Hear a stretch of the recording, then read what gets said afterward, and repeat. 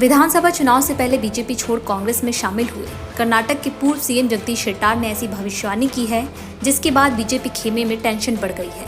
27 अगस्त को मीडिया से बात करते हुए जगदीश शेट्टार ने कहा कि आने वाले लोकसभा चुनाव में कांग्रेस कर्नाटक में 12 से 15 सीटें जीत सकती है।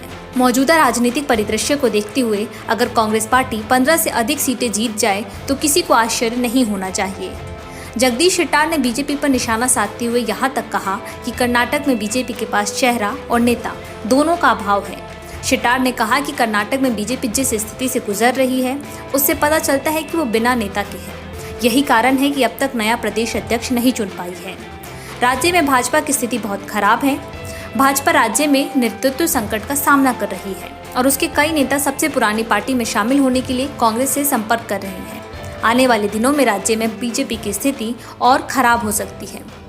कर्नाटक में कांग्रेस नेता जगदीश शेट्टार के इस दावे और भविष्यवाणी के पीछे क्या आधार है, आइए सबसे पहले आपको ये बता देते हैं। फिर जगदीश शेट्टार और बीजेपी के पुराने सियासी कनेक्शन के बारे में भी बताएंगे। दरअसल दक्षिण भारत के राज्यों में कर्नाटक को बीजेपी के लिए सबसे मजबूत राज्य माना जाता था। यहाँ पर बीजेपी पहले भी कई बार सरकार का हिस्सा रह चुकी है और सरकार बना चुकी है, लेकिन इस बार मई के महीने में हुए विधानसभा चुनाव में बीजेपी को कांग्रेस से करारी हार का सामना करना पड़ा था। इस चुनाव में बीजेपी के कई दिग्गज नेता पार्टी छोड़ कांग्रेस में शामिल हो गए थे, जिसका असर ये हुआ कि कर्नाटक में बीजेपी गुटबाजी और मजबूत नेतृत्व का अभाव का सामना कर रही है। यही वजह है कि बीते कई दिनों से कांग्रेस नेता लोकसभा चुनाव को लेकर भविष्यवाणी कर रहे हैं। कांग्रेस ने आने वाले लोकसभा चुनाव को लेकर कर्नाटक में कम से कम 20 सीटें जीतने का लक्ष्य रखा है। आइए अब आपको ये बता दें कि जगदीश शेट्टार कौन है।